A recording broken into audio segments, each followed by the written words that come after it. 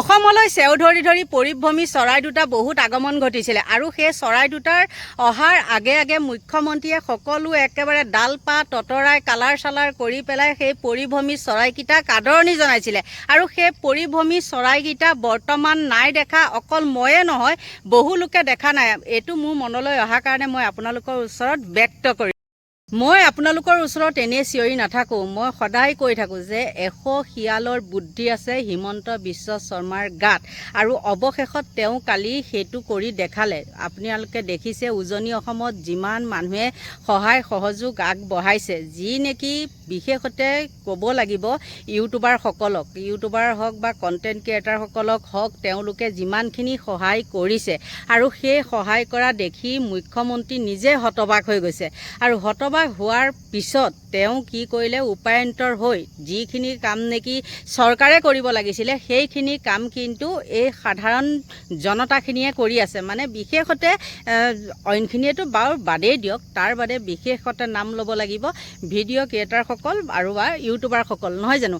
কিন্তু সেইখিনি দেখি পেলাই মুখ্যমন্ত্ৰীয়ে ভাবিছে এতিয়া কি কৰা যায়। অৱশেষত তেওঁ বুদ্ধি কৰি কি কৰিলে, তেওঁলোকৰ বিজেপিৰ ফালৰ পৰা এটা মানে বানাকান্তক সাহায্য কৰা পুঁজিৰ মানে নাম্বাৰ দি দিলে আৰু এতিয়া যোনে যিমান যি দিবলৈ মন আছে সেই মুখ্যমন্ত্ৰীৰ পুঁজি লৈ মানে বিজেপিৰ মানে হেৰিলৈ পুঁজিলৈ দিব লাগিব আৰু সেই বিজেপিৰ পুঁজিলৈ দিব লাগিব বুলি তেওঁলোকে কৈছে। মানে দিবলৈ তেওঁলোকে নম্বৰটো দিছে যে দিবই লাগিব, সেইটো নহয় বাৰু, মানে ইফালো নহওক সিফালো নহওক মাজতে আৰু তেনেকৈ তেওঁলোকে নম্বৰটো দি দিলে। দি দিয়াৰ পিছত আৰু বহু লোকেতো আপোনালোকে জানেই আজিকালি দালালবিলাক বিশেষতে বেছি আৰু সেই দালালবিলাকে কি কৰিছে, বহু লোকে মুখ্যমন্ত্ৰীকে দিছে, মুখ্যমন্ত্ৰী হাতৰ তলেদিয়ে মানে যাব আৰু মুখ্যমন্ত্ৰীয়ে ইতিমধ্যে বহুখিনি সাহায্য মানে আগবঢ়াবলৈ ৰেডি কৰিছে। তেওঁ ইতিমধ্যে মানে দিছে, ফেচবুকে চবতে তেওঁ নিজৰ পেজত দিছে আৰু বহু মানুহে কৈ আছিলে যে এইবাৰ যি নেকি 3 তাৰিখে অৰুণোদয় দিয়াৰ কথা কৈছে, সেই অৰুণোদয় পইচাখিনিও বহু লোকে কৈছে যে আমাক নালাগে, এইবাৰ মানে বান সাহায্যতে দিয়ক বুলি। কিন্তু মুখ্যমন্ত্ৰীৰ এটা হেৰিত দেখিলোঁ কি সেইটো নহ'ব, তেওঁ মানে অৰুণোদয় সেই পইচাখিনিও দিব, কিন্তু আপোনালোকক তেওঁ কৈছিলে ন 3000কৈ বুলি, 3000কৈ মোৰ মতে নহ'ব, 1250কেই হ'ব। বাৰু যিয়ে নহওক বিপদৰ সময়ত, নহয় জানো? এতিয়া বহু লোকে তেনেকৈ কৈছে যে আমাক দিব নালাগে, এইবাৰ আমুকক দিয়ক তামুকক দিয়ক, কিন্তু তাতো বহু বানাকান্ত লোকসকলে পোৱা মানুহ আছে নহয়নে? সেইকেইটা পালেও তেওঁলোক বহুখিনি ৰেহাই হ'ব আৰু মুখ্যমন্ত্ৰীয়ে কিন্তু সেইটো নকৰোঁ বুলি কৈছে অৰুণোদয় সেইটো দিবই আৰু ইতিমধ্যে তেওঁলোকৰ হাতত মজুত আছে বুলি কৈছে। কিন্তু আচৰিত কথা দেই, মই এইখিনিতে আপোনালোকক কওঁ আচৰিত কথা, যেতিয়া নেকি আমাৰ ইলেকশ্যনৰ আগে আগে বাহিৰৰ পৰা পৰিভ্ৰমী চৰাই বুলিয়ে কৈছোঁ, যেনে নৰেন্দ্ৰ মোদী হওক বা কি এজন আৰু নামটোৱে পাহৰি যাওঁগৈ আৰু অমিত শ্বাহ, তেওঁলোকতো আহে ইলেকশ্যনৰ আগে আগে কিমান বাৰ অহা যোৱা কৰিলে দেখিছিলে নহয়। আৰু মুখ্যমন্ত্ৰীয়ে তেওঁলোক অহাৰ আগে আগে একদম ৰাস্তা ঘাট ক্লিয়াৰ কৰি সজাই পৰাই একেবাৰে ধুনীয়া কৰি পেলাই, হয়নে নহয়? কিন্তু বিপদৰ সময়ত তেতিয়া তেওঁলোকৰ কিয় এবাৰো ইয়াত দেখা সাক্ষাৎ নাই?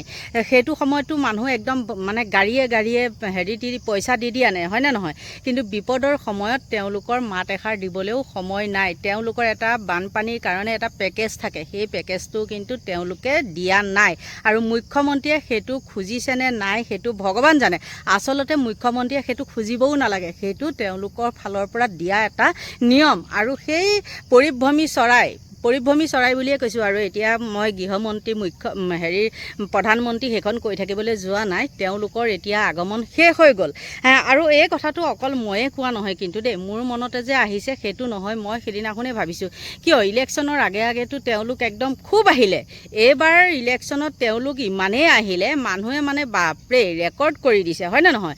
মানুহবিলাকেও ভাবিছে বা ইমান আহিছে, নিশ্চয় আমাৰ অসমৰ কাৰণে তেওঁলোকৰ কি আছে মানে মৰম চেনেহ আছে। কিন্তু মৰম চেনেহটো দেখিলে নহয়, মৰমৰ চুমাই নাকতি ছিঙে আৰু সেই অমিত শ্বাহে আৰু মোদীয়ে দেখাই দিলে। তেওঁলোকে কিন্তু ইয়াত বস্তু বেচিবলৈ আহে, বস্তু দেখিলে চকু পিৰপিৰাই থাকে, যিহেতু তেওঁলোক বেপাৰী মানুহ আৰু সেই বেপাৰীসকলে এতিয়া ইয়াত পানীৰ মাজত কি বেপাৰ কৰিব, সেইকাৰণে তেওঁলোক অহা নাই। আৰু এই কথাটো অকল যে ময়ে কৈছোঁ তেনে নহয় কিন্তু দেই, এই কথা যি নেকি আমাৰ মুখ্যমন্ত্ৰীয়ে মাজুলীত হওক ক'ৰবাত হওক এনেকৈ দেখিছে নহয়, সত্ৰাধিকাৰসকলক কেনেকৈ আগস্থান দিয়ে আপোনালোকে দেখিছে।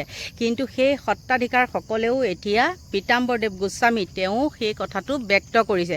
মই যিখিনি কথা কৈছোঁ সেইকেইজনে মানুহেও তেওঁলোকে সেই কথাটো ব্যক্ত কৰিছে। তেওঁলোকোতো আপোনালোকে সকলোৱে জানে তেওঁলোকো আজিকালি কি হয় মানে বিজেপিৰে মানুহ হয় নহয়নে। কিন্তু এই সময়ত তেওঁলোকে বিপদৰ সময়ত যে তেওঁলোকে সঁচা কথাটো সুন্দৰকৈ উপস্থাপন কৰিছে, সেইটো কাৰণে মই তেওঁলোকলৈ বহুত বহুত ধন্যবাদ দিছোঁ। আৰু কিনো ক'লে আপোনালোকে পৌৰসেৱাসকল একেটা কথাই চিঞৰি আছোঁ যে প্ৰধানমন্ত্ৰী মাননীয় নৰেন্দ্ৰ মোদী ডাঙৰীয়া অসমলৈ বিভিন্ন সময়ত আহিছে, কিন্তু তেখেত এই মুহূৰ্তত অসমলৈ আহক। কাৰণ অসমৰ যিটো এতিয়া ভয়াৱহ বান পৰিস্থিতি কাৰোৰ লগত তুলনা কৰিব নোৱাৰি। আমি মাজুলী মানুহেও বানপানীৰ সমস্যাৰ সন্মুখীন হওঁ, কিন্তু আমি সচেষ্ট হৈ যাওঁ।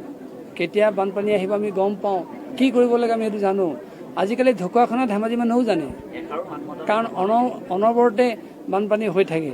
কিন্তু এই যোৰহাট, শিৱসাগৰ, চৰাইদেউ জিলাত যি অভূতপূৰ্ব বানৰ সংহাৰী লীলা হ'ল, এয়া কাৰোৰ লগত তুলনা নাখাতে। সেইকাৰণে আমি কৈছোঁ প্ৰধানমন্ত্ৰীয়ে ইয়ালৈ আহক, মানুহৰ হাহাকাৰ ধ্বনি এবাৰ শুনক।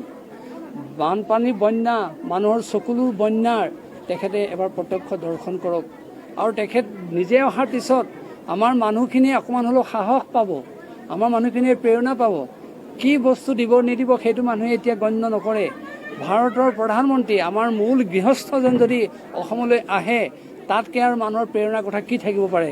সেইকাৰণে আমি বাৰে বাৰে আপোনালোকৰ চেনেলবিলাকৰ যোগেদিও আমি অনুৰোধ জনাইছোঁ, অতি কাতৰভাৱে প্ৰাৰ্থনা কৰিছোঁ, বৰ্তমানৰ এই ভয়াৱহ পৰিস্থিতি মাননীয় প্ৰধানমন্ত্ৰী নৰেন্দ্ৰ মোদী ডাঙৰীয়াই প্ৰত্যক্ষদৰ্শী, আৰু তেতিয়া আমাৰ ৰাইজে অকণমান হ'লেও সান্তনা লাভ কৰিব। এই বানপানীৰ সমস্যাটো তেখেতসকলে প্ৰত্যক্ষভাৱে দেখিলেহে সেইটো কথা উপলব্ধি কৰিব। আহিবলৈ যদি ইচ্ছা নকৰে, তেখেতসকল যদি নাহে, তেতিয়া বানপানী ই যে ৰাষ্ট্ৰীয় সমস্যা হয় কেনেকৈ উপলব্ধি কৰিব। কাগজে পত্ৰই কেৱল কাৰোবাৰ কথা শুনি কেৱল ৰাষ্ট্ৰীয় সমস্যা এটা ঘোষণা কৰিব নোৱাৰে। সেয়ে আমি বাৰে বাৰে কৈছোঁ, কেন্দ্ৰীয় নেতৃবৰ্গ অসমলৈ আহক, মাননীয় প্ৰধানমন্ত্ৰী ডাঙৰীয়া অসমলৈ আহক। এবাৰ তেখেতসকলে নিশ্চয় অনুভৱ কৰিব পাৰিব যে এইটো ৰাষ্ট্ৰীয় সমস্যা হয়নে নহয়। আপোনালোকে নিশ্চয় শুনিলে সেই বয়োজ্যেষ্ঠ মানুহকেইজনৰ কথা। আৰু এওঁলোকক কিন্তু মুখ্যমন্ত্ৰীয়ে বহুত ছাপোৰ্ট কৰে দেই। বহুত ছাপোৰ্ট কৰিলেও কিন্তু এষাৰ কথা আছে, সত্য সদায় জয়। আৰু সত্য কথা এবাৰ নহয় এবাৰ মুখৰ পৰা ওলাই প্ৰকাশ পাবই। গতিকে বন্ধু বান্ধৱীসকল, আপোনালোকৰ পৰা লৈছোঁ বিদায়। Bye bye.